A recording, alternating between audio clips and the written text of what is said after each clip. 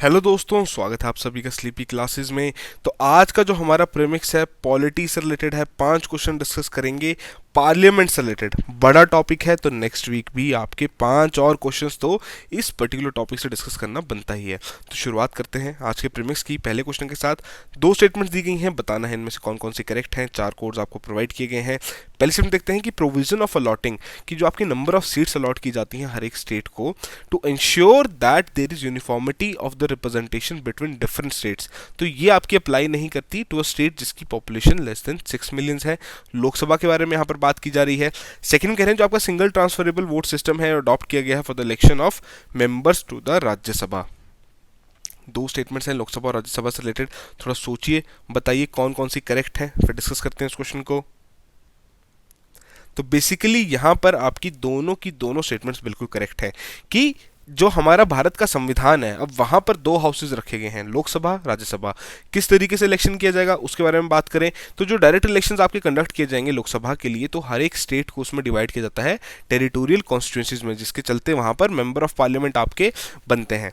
ठीक है जी। तो इसके चलते कॉन्स्टिट्यूशन में अब आपके 2 प्रोविजंस रखे गए हैं। पहले में क्या बात की गई कि हर एक स्टेट को अलॉट करने हैं नंबर ऑफ सीट्स लोकसभा के लिए इस तरीके से कि जो रेशियो है between the number and its population वो सेम रहे फॉर ऑल द स्टेट्स से। और ये जो बेसिकली प्रोविजन है ये अप्लाई नहीं करता किस स्टेट पर जिनकी पॉपुलेशन 6 मिलियन से कम है। उसके अलावा दूसरे प्रोविजन में क्या बात रखी गई है कि हर एक स्टेट को टेरिटोरियल कॉन्स्टिट्यूंसीज में डिवाइड किया जाएगा इस तरीके से कि जो रेशियो है between the population of each constituency and the number of seats जो कि अलॉट की गई हैं वो सेम रहे थ्रू आउट द स्टेट। तो बेसिक्स ऑब्जेक्टिव क्या था कि यूनिफॉर्मिटी रहे रिप्रेजेंटेशन में 2 केसेस में, कि बिटवीन डिफरेंट स्टेट्स और between different constituencies in the same state, कि स्टेट के अंदर भी यूनिफॉर्म रिप्रेजेंटेशन रहे और अक्रॉस द नेशन अगर हम देखें जितने भी स्टेट्स हैं उनमें भी यूनिफॉर्म रिप्रेजेंटेशन रहे। ठीक है जी। तो बेसिक सी बात यहाँ पर रखी गई थी। उसके अलावा आपके 2 काइंड्स ऑफ प्रोपोर्शनल रिप्रेजेंटेशन रहती है, सिंगल ट्रांसफरेबल वोट सिस्टम और लिस्ट सिस्टम।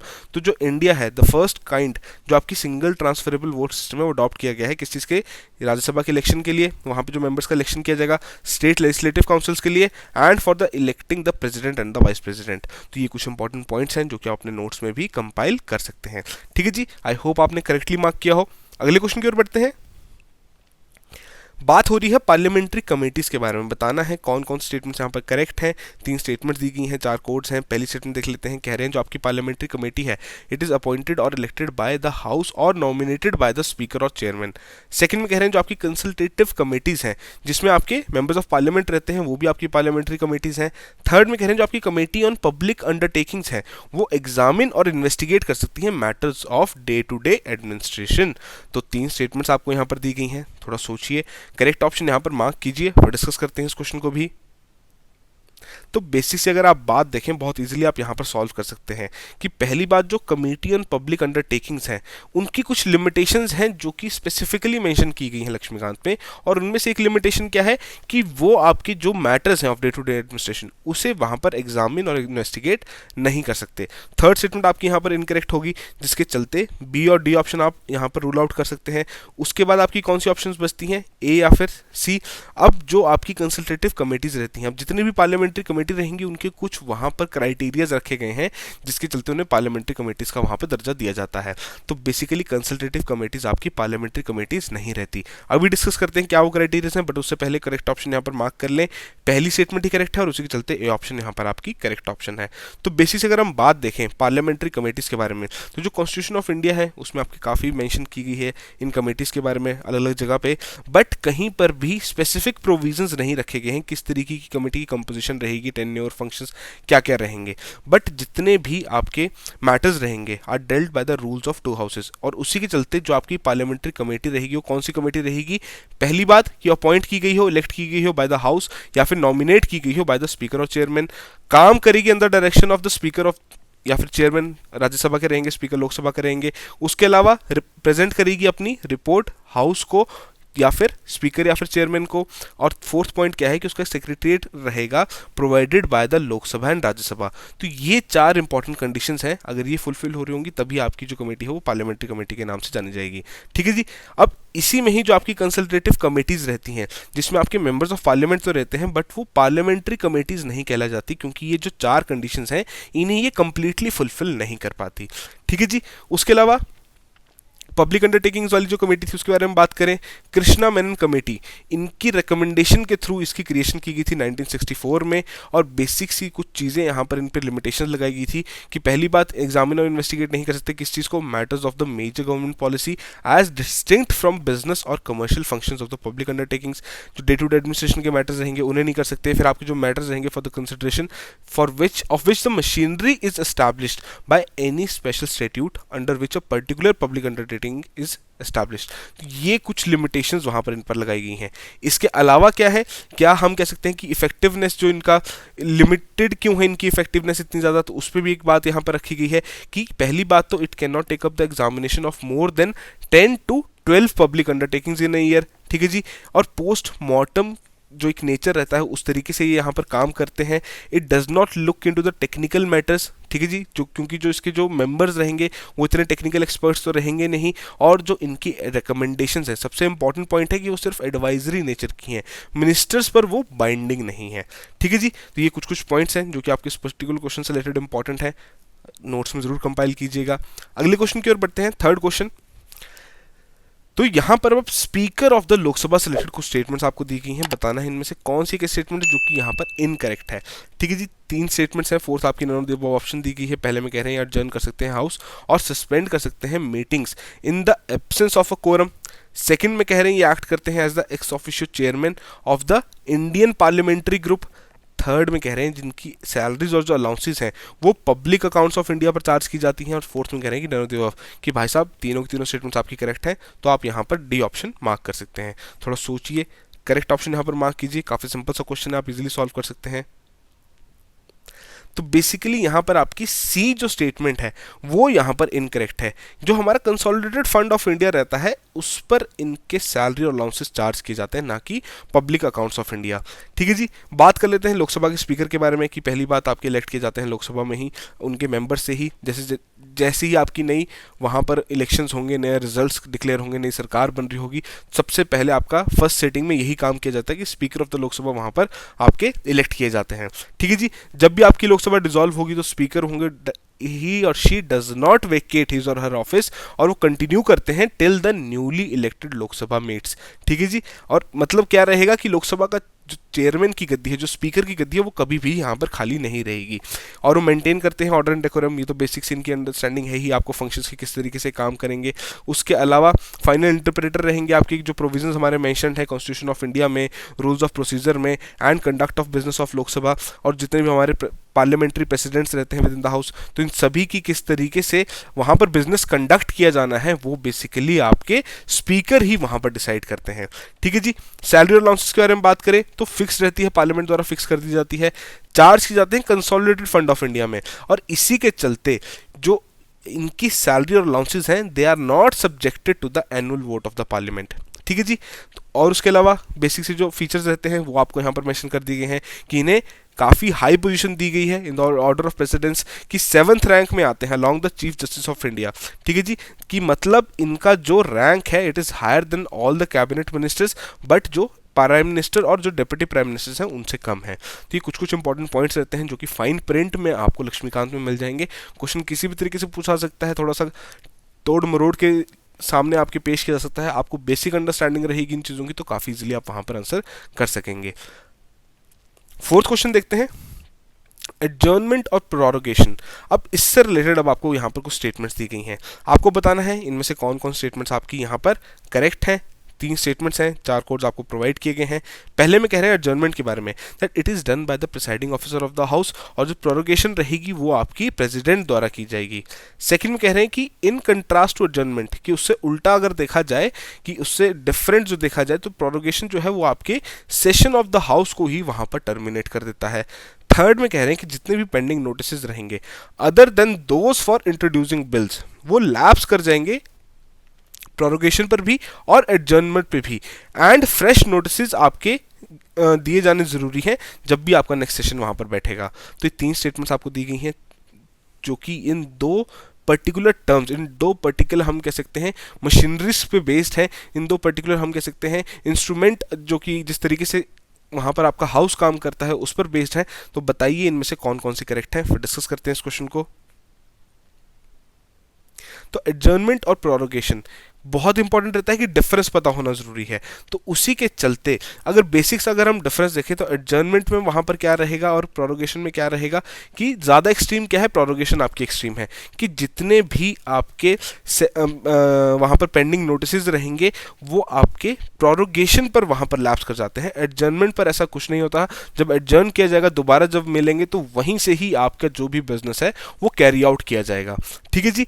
और उसके अलावा थर्ड स्टेटमेंट आपकी यहाँ पर इनकरेक्ट होगी और उसके अलावा पहली दो स्टेटमेंट्स बिल्कुल करेक्ट हैं और उसी के चलते आपकी ए ऑप्शन यहाँ पर करेक्ट ऑप्शन है। तो बेसिक्स अगर हम डिफरेंस देखने की कोशिश करें कि पहली बात तो एडजर्नमेंट साइन नहीं, मतलब क्या है कि टर्मिनेट की जा रही है कोई भी एक sitting of the parliament for an indefinite period. Other words में समझने की कोशिश करें कि house is adjourn without naming a day for assembly, कि बताया नहीं जा रहा कब दोबारा वहां पर मिलेगा। ठीक है जी। तो इसमें जो प्रिसाइडिंग ऑफिसर रहेंगे, चेयरमैन रहेंगे, स्पीकर रहेंगे, वो डिक्लेयर करेंगे हाउस को adjourn sine die when the business of session is completed. ठीक है जी। Within next few days जो आपके प्रेसिडेंट है वो वहां पर आपकी नोटिफिकेशन इशू कर सकते हैं प्रोरोगेशन के लिए। तो ये कुछ कुछ चीजें हैं। उसके अलावा एक पर्टिकुलर टेबल आपको वहां पर मेंशन किया गया है लक्ष्मीकांत में, जिसमें दोनों के बीच में क्या क्या डिफरेंसेस हैं वो आपको मेंशन किए गए हैं कि पहली बात सिर्फ ये सिटिंग को ही टर्मिनेट करेगा, ना कि हाउस के सेशन को, जो कि प्रोरोगेशन में अगर देखा जाए तो वो आपकी सिटिंग को तो टर्मिनेट करेगा ही करेगा, but session of the house को भी वहां पर टर्मिनेट कर देगा। ये आपके प्रेसिडेंट द्वारा ही की जाएगी या आपके प्रिसाइडिंग ऑफिसर द्वारा की जाएगी। ये आपके किसी भी तरीके से जो बिल्स हैं या फिर कोई भी बिजनेस वहां पर चल रहा है हाउस में, किसी भी सेशन में चल रहा है, तो उसे अफेक्ट नहीं करेगा। दोबारा से वहीं से रिज्यूम किया जा सकता है जब दोबारा मीटिंग आपकी बैठेगी, दोबारा आपकी सभा वहां पर बैठेगी। बट जो प्रोरोगेशन है it also does not affect the bills और any other pending business before the house. However जो भी आपके पेंडिंग नोटिसेस रहेंगे other than those for introducing bills, वो आपके वहां पर लैप्स कर जाएंगे। ठीक है जी। तो उसके लिए क्या होगा, जब नेक्स्ट सेशन आपका बैठेगा तो फ्रेश नोटिसेस वहां पर इशू किए जाने पड़ेंगे। ब्रिटेन में देखा जाए तो प्रोरोगेशन आपके ब्रिंग क्या करता है, basically it brings to an end all bills and any other business pendings before the house. तो ये बिल्कुल ही ब्रिटेन में एक्सट्रीम मेजर माना जाता है प्रोरोगेशन की, सब कुछ वहां पर स्थगित कर दिया जाता है। ठीक है जी। बेसिक सा डिफरेंस है, लक्ष्मीकांत में मेंशन्ड है, तो जरूर अच्छे से इसे कवर कर लीजिएगा। अगला क्वेश्चन देखते हैं, आज का लास्ट और फाइनल क्वेश्चन। कुछ स्टेटमेंट्स आपको दी गई हैं, बताना है इनमें से कौन कौन सी यहाँ पर इनकरेक्ट हैं। 3 स्टेटमेंट्स हैं, फोर्थ दोबारा से आपको नॉन ऑफ ऑप्शन यहाँ पर दे दी गई है। पहली स्टेटमेंट में क्या कह रहे हैं कि जो हमारा representation of the people act of 1951 है उसके तहत देखा जाए कि अगर कोई व्यक्ति इलेक्ट किया गया है to both houses of the parliament तो उन्हें वहां पर इंटीमेट करना है विद इन 10 डेज कि किस हाउस में वो सर्व करना चाहते हैं।